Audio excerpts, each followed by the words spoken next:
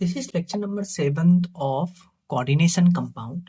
और इस पार्ट में हम कुछ इंपॉर्टेंट पॉइंट सीखेंगे एंड देन हम सीखेंगे कि आइसोमेरिज्म का जो कॉन्सेप्ट है कोऑर्डिनेशन कंपाउंड में वो कैसे यूज होता है। सबसे पहले कुछ इंपॉर्टेंट पॉइंट देखिए। सबसे पहले हम देखने जा रहे हैं ब्राउन रिंग टेस्ट हम किस काम में यूज करते हैं। देखिए ब्राउन रिंग टेस्ट अगर कभी आपके पास आ गया तो आप याद रखिएगा कि ब्राउन रिंग टेस्ट को हम यूज करते हैं नाइट्रेट और नाइट्राइट आयन को चेक करने के लिए कि अगर किसी कंपाउंड में नाइट्रेट या नाइट्राइट प्रेजेंट है तो उसको चेक करने के लिए हम ब्राउन रिंग टेस्ट काम में लेते हैं। नेक्स्ट इंपॉर्टेंट पॉइंट सुनिए, अगर आपको सल्फाइड आयन चेक करना है तो सल्फाइड आयन चेक करने के लिए हम जो टेस्ट काम में लेते हैं, हम जो कंपाउंड काम में लेते हैं वो होता है sodium nitroprusside. So sodium nitroprusside is used to test sulphide ion. Next है हमारे पास कि अगर आपको अमोनियम आयन और अमोनिया को चेक करना है, अमोनिया या अमोनियम आयन को टेस्ट करना है, तब जो हम रिएजेंट यूज करते हैं उसका नाम है Nessler's reagent. So Nessler's reagent is used to test ammonium ion या अमोनिया। नेक्स्ट कॉन्सेप्ट हम बात करेंगे concept of isomerism in coordination compound. इसमें सबसे पहला हम पढ़ेंगे स्ट्रक्चरल आइसोमेरिज्म। स्ट्रक्चरल आइसोमेरिज्म में सबसे पहला हम पढ़ेंगे आयोनाइजेशन आइसोमेरिज्म। आयोनाइजेशन आइसोमेरिज्म को समझने के लिए आप एक एग्जांपल लीजिए। आपके पास ये एग्जांपल है CONH3O5SO4Cl और एक है CONH3O5ClSO4। अब आप इस कॉम्प्लेक्स को ध्यान से देखिए, इन दोनों कॉम्प्लेक्स को। जब आप इस दोनों कॉम्प्लेक्स को एक्वस सॉल्यूशन में डिसॉल्व करते हैं तो ये दोनों कॉम्प्लेक्स आपको पता है जो स्क्वायर ब्रैकेट के बाहर है वही आयंस रिलीज होगा। तो अब ध्यान से देखिए, ये दोनों कॉम्प्लेक्स का मॉलिक्यूलर फॉर्मूला सेम है CONH3SO4Cl, लेकिन एक्वस सॉल्यूशन यानी पानी में डिसॉल्व करने से ये दोनों कॉम्प्लेक्स अलग अलग आयंस देते हैं।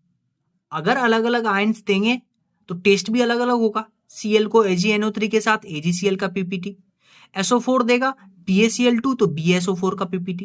यानी दोनों कॉम्प्लेक्स का मॉलिक्यूलर फॉर्मूला सेम है बट अलग अलग आयंस देते हैं एक्वस सॉल्यूशन में।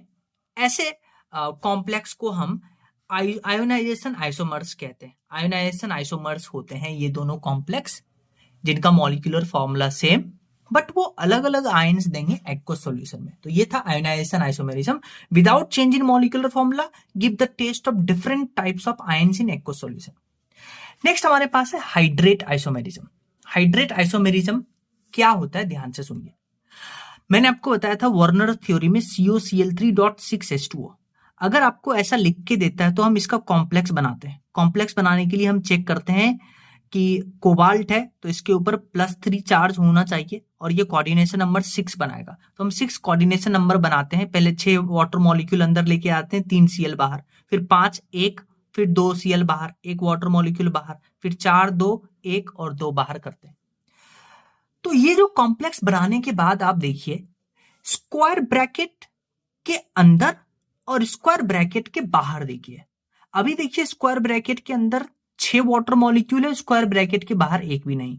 यहां 5, यहां 1, यहां 4, यहां 2। यानी स्क्वायर ब्रैकेट के अंदर बाहर अगर वाटर यानी वाटर ऑफ क्रिस्टलाइजेशन अलग हो तो ऐसे आइसोमर को हम हाइड्रेट आइसोमर कहते हैं। लेकिन अगर इसी का हम एक ऐसा फॉर्म बनाए, ऐसा कॉम्प्लेक्स बनाए जिसमें आप देखिए वाटर कॉम्प्लेक्स के अंदर भी सेम है और कॉम्प्लेक्स के बाहर भी सेम है, तो इसको हम हाइड्रेट आइसोमर नहीं बुलाएंगे। तो हाइड्रेट आइसोमर बुलाने का क्या है मेन लॉजिक कि कॉम्प्लेक्स के अंदर स्क्वायर ब्रैकेट के अंदर और बाहर वाटर ऑफ क्रिस्टलाइजेशन अलग अलग होगा तो उसको हम हाइड्रेट आइसोमेरिज्म बुलाते हैं। सो स्क्वायर ब्रैकेट के अंदर बाहर water of crystallization should be different. Next हमारे पास लिंकेज आइसोमेरिज्म।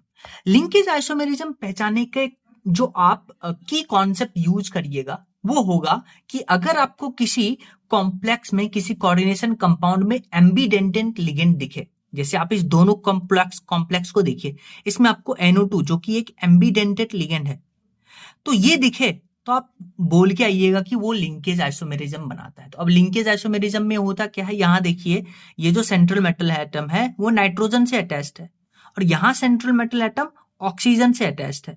तो ये एम्बीडेंटेंट है और अलग अलग एटम से लिंक्ड है, इसलिए इसको बुलाते हैं लिंकेज आइसोमेरिज्म। नेक्स्ट हमारे पास टाइप्स ऑफ आइसोमेरिज्म है स्ट्रक्चरल में, वो है लिगेंड आइसोमेरिज्म में। लिगेंड आइसोमेरिज्म को समझने के लिए आप इस एग्जांपल को देखिए, दो एग्जांपल। इसमें आप देखिए दोनों कॉम्प्लेक्स का मॉलिक्यूलर फॉर्मूला सेम है, पर यहां लिगेंड का नाम देखिए, आईयूपीएसी नेम, इसको लिखेंगे प्रोपेन 1213 डायमीन, और यहां पे इस लिगेंड का देखिए, तो ये दोनों लिगेंड आपस में आइसोमर हैं। तो अगर लिगेंड ही आइसोमर हो आपस में, तो ऐसे आइसोमेरिज्म को हम लिगेंड आइसोमेरिज्म बुलाते हैं। So when ligand itself show isomerism, इसको बुलाते हैं लिगेंड आइसोमेरिज्म। नेक्स्ट हमारे पास है कोऑर्डिनेशन आइसोमेरिज्म। कोऑर्डिनेशन आइसोमेरिज्म, इसमें दो पार्ट है। एक तो समझना होता है कि कोऑर्डिनेशन आइसोमेरिज्म डेवलप कैसे होता है, एक हम डायरेक्ट ट्रिक यूज करेंगे। तो समझने को तो हम साइड में रख देते हैं, हम डायरेक्ट ट्रिक यूज करेंगे कि कोऑर्डिनेशन आइसोमेरिज्म में अगर आपसे पूछ ले कोई कॉम्प्लेक्स दे करके कि इसके कितने कोऑर्डिनेशन आइसोमेरिज्म पॉसिबल हैं, आइसोमर्स पॉसिबल हैं, तो उसको कैसे सॉल्व करेंगे। उसको सॉल्व करने के लिए आप देखिए इस एक एग्जाम्पल को देखिए। पहली बात तो कोऑर्डिनेशन आइसोमेरिज्म कहां लगाएंगे, अगर आपको ऐसा कॉम्प्लेक्स दिखे जिसमें आपको कैटाइन और एनाइन दोनों कॉम्प्लेक्स हो, तब वहां पे कोऑर्डिनेशन आइसोमेरिज्म लगाएंगे। बाकी अभी जो आप जितने भी देख रहे थे एग्जांपल, यहां सिर्फ एक सिंगल कॉम्प्लेक्स था, यहां कैटाइन एनाइन नहीं था। लेकिन अब कोऑर्डिनेशन आइसोमेरिज्म का जो फंडा यूज करेंगे वो वहां यूज करेंगे जहां पे आपके कॉम्प्लेक्स में कैटाइनिक कॉम्प्लेक्स भी हो और एनाइनिक कॉम्प्लेक्स भी हो। तो यहां देखिए ये कैटाइनिक कॉम्प्लेक्स, पहचानेंगे कैसे, आप चार्ज निकालिए। यहां देखिए कोऑर्डिनेशन नंबर 4 है, तो अगर कोऑर्डिनेशन नंबर 4 है तो CO पे पॉजिटिव चार्ज होगा, तो +2, ये न्यूट्रल, तो कॉम्प्लेक्स पे +2 चार्ज आएगा। कोऑर्डिनेशन नंबर 4 है, +2 चार्ज आएगा, +2 -4, तो कॉम्प्लेक्स पे आएगा -2, यानी ये कैटाइन और एनाइनिक। तो यहां पे लगाएंगे कोऑर्डिनेशन आइसोमेरिज्म। अब कैसे चेक करेंगे नंबर ऑफ कोऑर्डिनेशन आइसोमेरिज्म, ये कैसे सॉल्व करेंगे, कैसे पता करेंगे कि कितने कोऑर्डिनेशन आइसोमर्स होंगे। अब आप देखिए इस कॉम्प्लेक्स में जो सेंट्रल मेटल एटम है वो सेम है, और अगर सेंट्रल मेटल एटम सेम है तो नंबर ऑफ कोऑर्डिनेशन आइसोमर निकालने के लिए आप क्या करिएगा, जो कोऑर्डिनेशन नंबर है डिवाइड बाय 2 कर दीजिए। बताइए कितना कोऑर्डिनेशन नंबर है, 4, तो 4 डिवाइडेड बाय 2, तो इस कॉम्प्लेक्स का जो number of coordination isomer possible होगा वो 2 होगा। तो पहला कॉन्सेप्ट क्या आया कि अगर आपके पास मेटल सेम है कॉम्प्लेक्स में, कैटाइनिक कॉम्प्लेक्स एनाइनिक कॉम्प्लेक्स में, तो total number of coordination isomer लिखेंगे नंबर ऑफ कोऑर्डिनेशन नंबर, यानी कि coordination number divided by 2। Next example देखिए, CONH3 होल 6 CrCl6। अब आप ध्यान से देखिए, ये कैटाइनिक कॉम्प्लेक्स, ये एनाइनिक कॉम्प्लेक्स, यस और नो। कैसे चार्ज निकालेंगे, यहां देखिए कोबाल्ट का कोऑर्डिनेशन नंबर 6 यानी कि +3, ये न्यूट्रल, तो कॉम्प्लेक्स पे आएगा +3, ये +3 -6, तो यह आ जाएगा -3। तो यहां पे कोऑर्डिनेशन आइसोमर का फंडा लगाएंगे। अब देखिए सेंट्रल मेटल एटम चेक करिए, सेंट्रल मेटल एटम डिफरेंट है। अगर सेंट्रल मेटल एटम डिफरेंट है तो कोऑर्डिनेशन आइसोमर निकालने के लिए आप क्या करिएगा, उसके कोऑर्डिनेशन नंबर के बराबर कर दीजिएगा, यानी इसके 6 कोऑर्डिनेशन आइसोमर है। तो नेक्स्ट कॉन्सेप्ट देखिए, metal central metal atom different, total number of coordination isomer हो जाएगा नंबर ऑफ कोऑर्डिनेशन नंबर के बराबर। डन। नेक्स्ट एग्जांपल देखिए, नेक्स्ट एग्जांपल है आपके पास ये एग्जांपल। अब आप इसमें देखिए जो सेंट्रल मेटल एटम है वो सेम है, सेंट्रल मेटल एटम सेम है तो नंबर ऑफ कोऑर्डिनेशन आइसोमर निकालते हैं, coordination number divided by 2। Coordination number कितना है, 6, तो 6 डिवाइडेड बाय 2, यानी 3 कोऑर्डिनेशन आइसोमर पॉसिबल होगा। सिमिलरली इस एग्जांपल को देखिए, सेंट्रल मेटल एटम डिफरेंट, तो कोऑर्डिनेशन आइसोमर हो जाएगा number of coordination isomer coordination number के बराबर, कोऑर्डिनेशन नंबर है 4, तो इसके 4 पॉसिबल कोऑर्डिनेशन आइसोमर बनेंगे। नेक्स्ट एग्जांपल देखिए, AgNH3 whole twice AgCN whole twice. अब आप ध्यान से देखिए, इसमें सेंट्रल मेटल एटम है सेम है, सेंट्रल मेटल एटम सेम होगा तो coordination isomer, number of coordination isomer होगा coordination number divided by 2। Coordination number है कितना है 2, तो 2 डिवाइडेड बाय 2 1। एक आया तो एक तो कभी आइसोमर बना ही नहीं सकते, कम से कम 2 कंपाउंड आपस में आइसोमर होते हैं, तो एक आइसोमर एक कंपाउंड बना रहा है, एक आइसोमर हो रहा है, तो ये तो हो ही नहीं सकता, एक कभी एग्जिस्ट ही नहीं, एक कभी आइसोमेरिज्म हो ही नहीं सकता, तो इस कंपाउंड का इसमें कोई भी कोऑर्डिनेशन आइसोमर नहीं बनेगा। नेक्स्ट हम आइसोमेरिज्म में बात करेंगे स्टीरियो आइसोमेरिज्म के बारे में, कि कैसे हम कोऑर्डिनेशन कॉम्प्लेक्स में स्टीरियो आइसोमेरिज्म को चेक करते हैं। अब देखिए स्टीरियो आइसोमेरिज्म के आपके पास 2 पार्ट होते हैं, एक तो ज्योमेट्रिकल आइसोमेरिज्म और एक ऑप्टिकल आइसोमेरिज्म। तो सबसे पहले ज्योमेट्रिकल आइसोमेरिज्म क्या होता है ये सुनिए। ज्योमेट्रिकल आइसोमेरिज्म जिसमें मॉलिक्यूलर फॉर्मूला सेम होते हैं, लेकिन जो लिगेंड का पोजीशन है अराउंड सेंट्रल मेटल एटम वो डिफरेंट होता है। तो लिगेंड का position around central metal atom if it is different तो उसको हम बुलाते हैं ज्योमेट्रिकल आइसोमेरिज्म। लेकिन ऑप्टिकल आइसोमेरिज्म में क्या होता है कि लिगेंड का 3D में जो ओरिएंटेशन है अगर वो डिफरेंट है तो वहां ऑप्टिकल आइसोमेरिज्म देखने को मिलता है। तो अगर मान लीजिए कोई आपके पास कॉम्प्लेक्स है वो प्लेनर हो गया, फॉर एग्जांपल लेट से कि अगर आपके पास कोऑर्डिनेशन नंबर 4 है, कोऑर्डिनेशन नंबर 4 है या कोऑर्डिनेशन नंबर 2 है, तो आपको पता है इसमें जो ज्योमेट्री आता है वो लीनियर आता है। लीनियर मतलब ऐसे लीनियर आएगा और वो एक ही प्लेन में है। अगर एक ही प्लेन में है तो आप उसको आसानी से कट कर सकते हैं, और अगर आसानी से कट कर सकते हैं तो जो लिगेंड है उसका 3D में पोजीशन सेम हो गया। तो अगर 3D में पोजीशन सेम हो गया तो वहां ऑप्टिकल आइसोमेरिज्म की बात नहीं करेंगे। सो हमेशा याद रखिएगा कि इफ कोऑर्डिनेशन कॉम्प्लेक्स प्लेनर हुआ, प्लेनर कब कब होता है? हाँ, एक तो अगर आपके पास कोऑर्डिनेशन नंबर 3 है, coordination number trigonal planar, coordination number 2 linear, वो सब प्लेनर है। और अगर कोऑर्डिनेशन नंबर 4 की बात करते हैं तो कोऑर्डिनेशन नंबर 4 में दो तरह का आपके पास हाइब्रिडाइजेशन होता है, एक तो sp3 और एक होता है आपके पास dsp2। sp3 आपको पता है टेट्राहेड्रल होता है, तो ये हो गया आपके पास 3D में। लेकिन dsp2 जो होता है इसको बुलाते हैं स्क्वायर प्लेनर। तो जैसे ही ये प्लेनर हो गया तो प्लेनर में हम बेसिकली ऑप्टिकल आइसोमेरिज्म की बात नहीं करेंगे। और अगर मॉलिक्यूल में बॉन्ड एंगल सेम हो गया तब हम ज्योमेट्रिकल आइसोमेरिज्म की बात नहीं करेंगे। जैसे आप देखिए लीनियर में मान लेते हैं ये मेटल है, ये दो लिगेंड है L1 L2, तो यहाँ बॉन्ड एंगल है 180 डिग्री, तो बॉन्ड एंगल सेम हो गया, चाहे आप इस लिगेंड को यहां रखिए इस लिगेंड को यहां रखिए, तो अगर बॉन्ड एंगल सेम है तो यहां ज्योमेट्रिकल आइसोमेरिज्म नहीं होगा। तो ये 2 पॉइंट आपको याद रखना है। अब जैसे sp3 देखिए, आपको पता है sp3 का जो ज्योमेट्री होता है वो टेट्राहेड्रल होता है, और टेट्राहेड्रल होने के साथ साथ ये क्या हो गया, नॉन प्लेनर हो गया।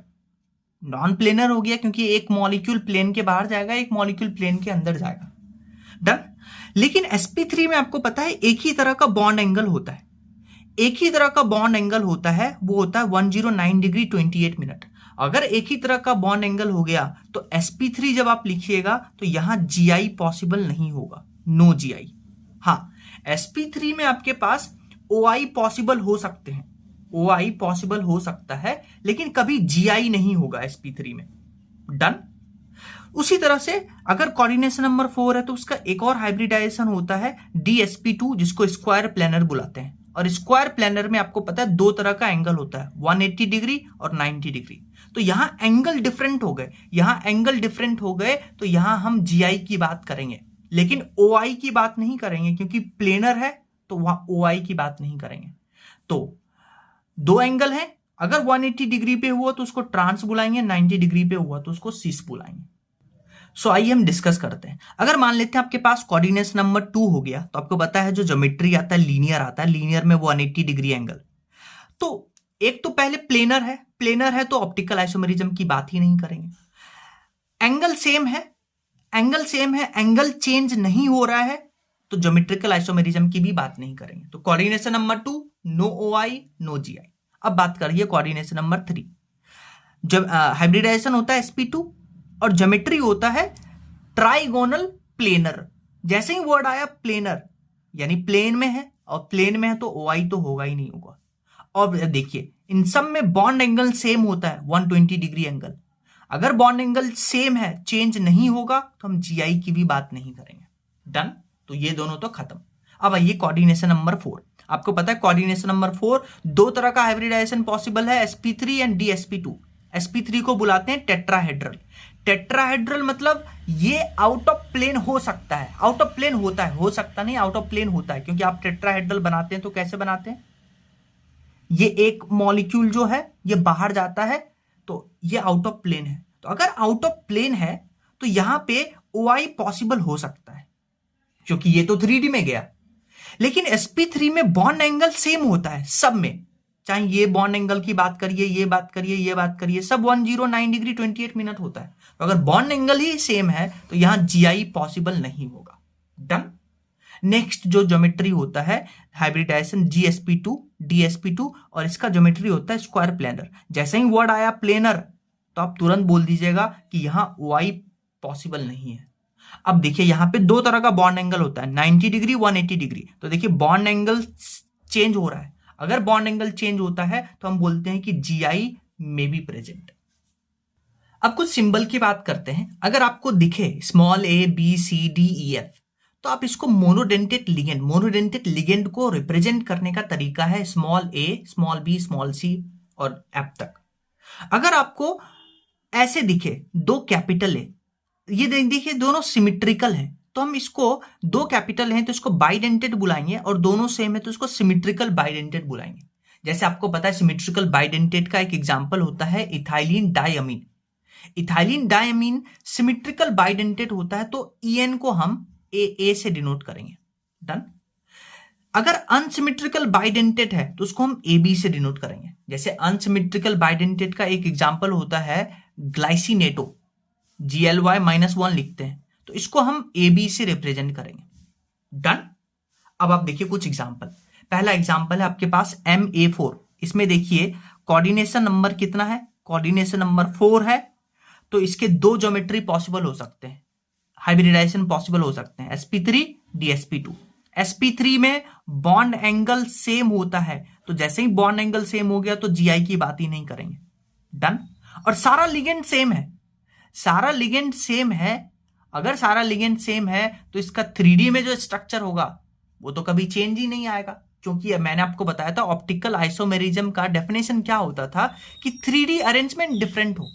पर अगर आप इसको ड्रॉ करिएगा, जैसे ये मेटल हो गए, टेट्राहेड्रल बनाना है तो सारा लिगेंड सेम है तो 3D में अरेंजमेंट सेम हो गया तो यहां OI भी पॉसिबल नहीं होगा। अब आइए DsP2 की बात करते हैं। DsP2 का ज्योमेट्री होता है प्लेनर। जैसे ही वर्ड आया प्लेनर, ऑप्टिकल आइसोमेरिज्म की बात ही नहीं करेंगे। अब GI की बात करिए। GI में यहां देखिए बॉन्ड एंगल दो तरीके का हो सकता है, एक तो 90 डिग्री, एक 180 डिग्री। पर सिंस सारा लिगेंड सेम है तो GI की बात ही नहीं करेंगे यहां पे। दूसरा एग्जांपल देखिए MA3B। अगेन टेट्राहेड्रल है, दो पॉसिबल केस है, ये तो प्लेनर है तो OI की बात ही नहीं करेंगे। डन। अच्छा यहां पे भी जो लिगेंड है वो सेम है तो यहां भी GI नहीं होगा, और sp3 है तो यहां GI तो बिल्कुल नहीं होगा क्योंकि बॉन्ड एंगल सेम हो गया, और OI भी नहीं होगा क्योंकि 3D में ज्योमेट्री भी सेम हो जाएगा, कभी हम चेंज ही नहीं कर सकते, एक जगह B रखिएगा तब भी सेम आएगा। अब हम बात करते हैं MA2B2। अगेन टेट्राहेड्रल है, दो हाइब्रिडाइजेशन। sp3 की बात करें, बॉन्ड एंगल तो सेम होगा, बॉन्ड एंगल सेम होगा, जैसे ही बॉन्ड एंगल सेम हो गया तो हम GI की बात नहीं करेंगे, और ये भी सेम है, ये भी सेम है तो हम OI की बात नहीं करेंगे क्योंकि 3D में लिगेंड सेम हो जाएगा तो हम उसकी बात नहीं करेंगे। आप चाहिए तो इसको ड्रॉ भी कर सकते हैं MAABB। अब आप यहां ले आइए, कभी भी चेंज ही नहीं होगा वो। डन। फिर हम बात करते हैं इसकी, ये प्लेनर है तो OI तो होगा ही नहीं। अब हम बात करते हैं इसमें दो, एक तो 180 डिग्री बनेगा, एक 90 डिग्री बनेगा। तो एक हम ऐसा बनाते हैं, AA को एक साइड रखते हैं, BB को एक साइड, और इसमें AA को हम उल्टा रखते हैं। तो अगर दो सेम साइड 90 डिग्री पे होते हैं तो उसको सिस बुलाते हैं, और दो सेम अपोजिट होते हैं 180 पे उसको ट्रांस बुलाते हैं। तो MA2B2 में OI तो नहीं होगा, दो GI होगा DsP2 हाइब्रिडाइजेशन में। नेक्स्ट हमारे पास एग्जांपल है MA2BC। अगेन इसके दो हाइब्रिडाइजेशन पॉसिबल है क्योंकि कोऑर्डिनेशन नंबर 4 है, टेट्रा है। एक तो sp3 में बॉन्ड एंगल सेम तो GI की बात ही नहीं करेंगे। यहां भी OI की बात नहीं करेंगे क्योंकि चारों लिगेंड आपके पास डिफरेंट होना चाहिए तभी OI होगा। चारों लिगेंड अगर डिफरेंट है तभी OI होगा। यहां चारों लिगेंड डिफरेंट नहीं है, दो सेम हो गया तो यहां OI की बात नहीं करेंगे। अब इसकी बात करिए स्क्वायर प्लेनर, जैसे ही वर्ड प्लेनर आया OI की बात ही नहीं करेंगे। अब GI देखते हैं। GI में क्या करते हैं, दो A को एक साइड ले लीजिए और BC को अलग अलग। फिर आप क्या करिए, A को उल्टा कर दीजिए, तो दो 90 डिग्री पे तो सिस और ट्रांस। डन। नेक्स्ट ये इंपॉर्टेंट है, वेरी इंपॉर्टेंट। अब देखिए चारों लिगेंड हमने डिफरेंट कर दिया, तो अगेन टेट्राहेड्रल कॉम्प्लेक्स है, कोऑर्डिनेशन नंबर 4, तो दो हाइब्रिडाइजेशन पॉसिबल है। ये तो प्लेनर है तो OI की बात ही नहीं करेंगे। ये बॉन्ड एंगल सेम तो GI की बात ही नहीं करेंगे। अब आप इसमें देखिए OI की बात करते हैं, इसमें आप देखिए चारों लिगेंड अलग अलग है, चारों लिगेंड अलग अलग है, तो यहां OI पॉसिबल होगा और इसमें D कॉन्फ़िगरेशन L कॉन्फ़िगरेशन बनेगा। अब यहां GI की बात करते हैं क्योंकि यहां OI तो है नहीं, यहां GI बनाइए।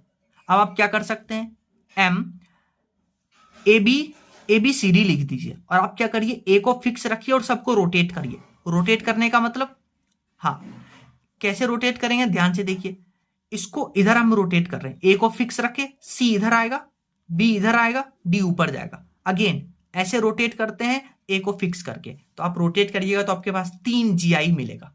डन। 3 GI में देखिए, 3 GI में ध्यान से देखिए, हम बात करने जा रहे हैं ए बी के रेस्पेक्ट में। तो देखिए ए बी के रेस्पेक्ट में ये ए बी 90 डिग्री पे है और यहां पे ए बी 90 डिग्री पे है और यहां ए बी 180 डिग्री पे है, तो दो तो सिस हो गया, एक ट्रांस हो गया, तो 3 GI में 2 सिस 1 ट्रांस।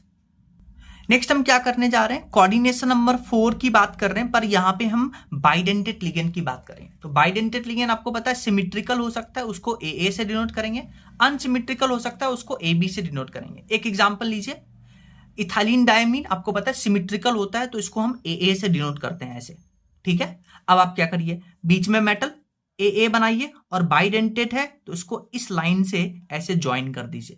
तो अब आप देखिए यहां तो OI भी पॉसिबल नहीं होगा क्योंकि सारे सेम है और GI भी पॉसिबल नहीं होगा क्योंकि ये भी सेम सेम पे है, सेम जगह पे है, सेम लोकेशन पे, आप चेंज भी करिएगा कोई फर्क नहीं पड़ेगा।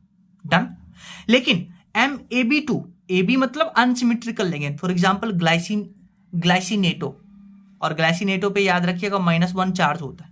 अब आप देखिए AB, तो पहले आप AB इसको ज्वाइन कर दीजिए। अब आप क्या कर सकते हैं, चेंज कर सकते हैं, इसको फिक्स रखिए, इसको ऊपर चेंज कर दिए, चेंज कर दीजिएगा। तो अब आप देखिए AB के रेस्पेक्ट में आप बात करिए, तो AB के रेस्पेक्ट में आप बात करिएगा तो यहां पे ये तो सिस होगा क्योंकि दो ग्रुप जो है वो सेम साइड में है तो सिस होगा। अब आप यहां देखिए 2 ग्रुप अपोजिट साइड में, तो ये ट्रांस होगा। नेक्स्ट हम बात करेंगे कि कोऑर्डिनेशन नंबर 6 में कैसे हम GI और OI देखते हैं। कोऑर्डिनेशन नंबर 6 मतलब आपको पता है ज्योमेट्री जो होता है वो ऑक्टाहेड्रल होता है, ऑक्टाहेड्रल कॉम्प्लेक्स बुलाते हैं कोऑर्डिनेशन नंबर 6।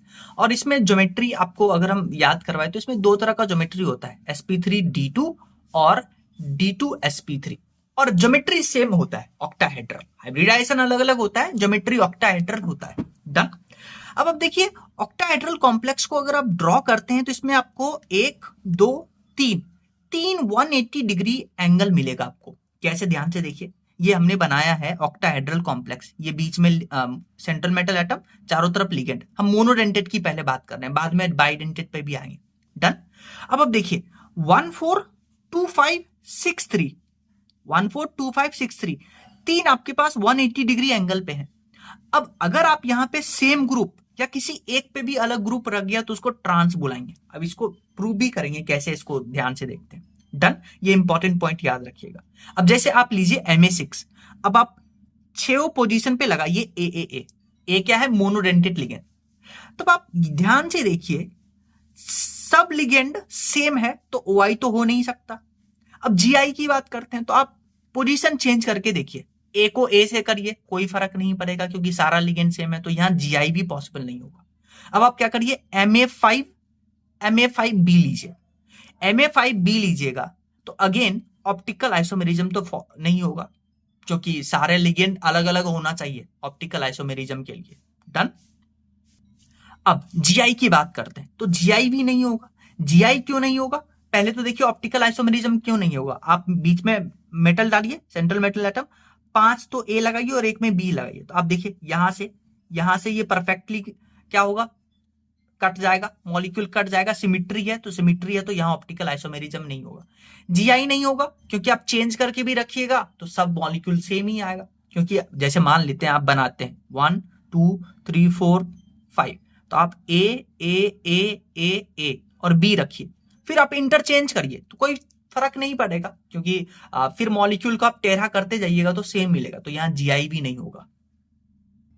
नेक्स्ट देखिए Ma4B2, अगेन यहां पे GI पॉसिबल नहीं होगा। अगेन यहाँ पे OI पॉसिबल नहीं होगा क्योंकि मॉलिक्यूल यहां से आराम से कट जाएगा, तो यहां से OI पॉसिबल नहीं होगा। ये आप देखिए यहां से सिमिट्री है तो OI तो नहीं होगा, पर GI की बात करते हैं तो आप क्या करिए 4 को लगाइए BB।